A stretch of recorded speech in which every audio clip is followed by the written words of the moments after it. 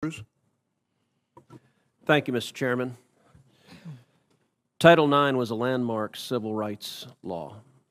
It helped create the incredible breadth of women's sports and girls' sports that we see across the country.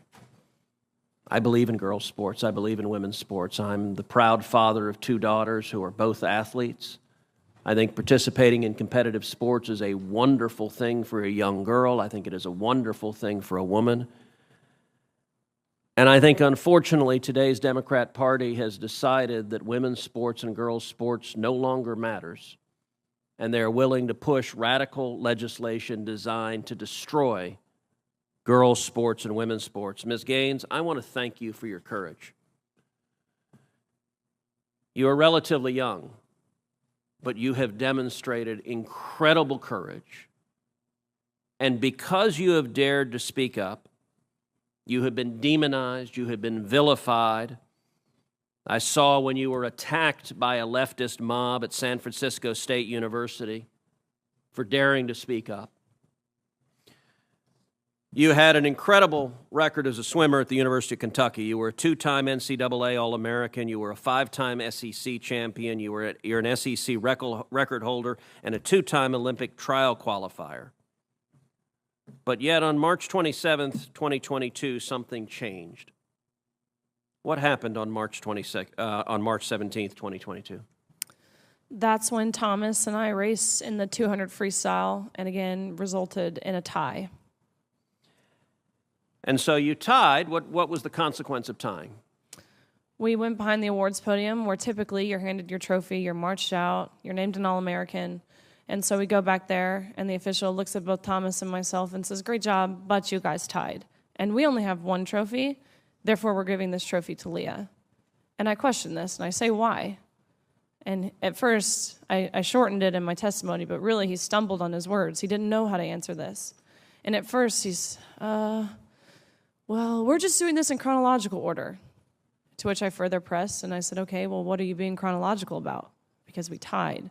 And if we're doing this off alphabetical order, G comes before T, so what are you being chronological about?" To which this wasn't a script they had prepared for him.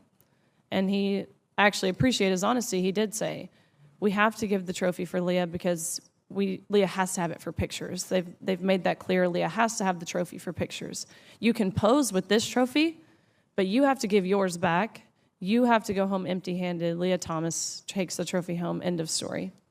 Now, let me ask you, as someone who's competed at the elite level, in your experience, is there a difference between women and men? Of course. I think we learned this at a very young age, watching even 12 and unders play. Going through puberty causes irreversible advantage, that no matter the training, no matter the diet, no matter any alterable change you can make, will overcome that male advantage. Especially in sports like swimming, where lung capacity matters so much. Even something as silly as throat size, men have on average a 40% larger throat, which sounds like it's nothing, but when you're grasping for air, that 40% larger throat makes a huge difference in athletic success, not to mention height. You guys know the differences. Ms. Robinson, do you agree with Ms. Gaines that there's a difference between women and men? If the question is about trans women, I'm just asking, is there a difference between women and men? what I can say is that the NCAA has rules in place. They've had rules in place for the last decade, and when this competition I'm happened, going to try again. the rules were clear. Do you believe there's a difference between women and men? It's a yes/no question. Do you believe there's a difference? Oh, I think that we're talking about this case with the NCAA. No, I'm asking a question. Do you believe there's a difference between women and men? Most people could answer this very simply. I'm curious if you're willing to do so. Oh, absolutely. I'm just putting it into the context of the conversation that we're having. I think that there are definitions related to sex. Is but that I a also yes? think So I'm that trying to get a yes or no. I'm not trying to get a speech. Is there a difference between women and men? I think that there are definitions for biological sex. Okay, so you're which not is answering different that. than Let me gender. ask you this question then. Why do women's sports exist? If you can't define a difference between women and men, why not abolish women's sports and just tell little girls to swim with little boys and see who wins?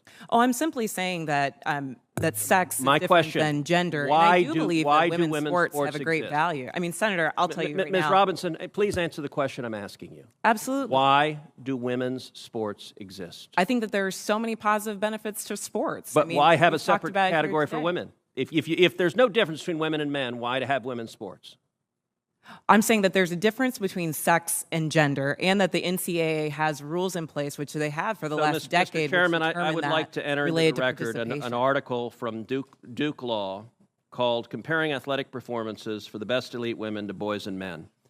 And it goes through examining in 2017 the top records for women in the world in various track and field events. So, for example, in the 100 meter, the top record for women in the world was 10.71 seconds. Now, that record for the number one woman in the world in 2017 was, in the year 2017, broken by 124 boys under 18. In that same year, the record for the number one competing woman in the 100-meter dash in the world was broken by a total of 2,474 men. If the radical Democrat agenda to destroy girls' sports and women's sports succeeds, little girls will not have a chance to compete. So I ask unanimous consent that this article be entered into the record. Without objection. Senator Padilla. Thank you, Mr. Chair. Colleagues, a recent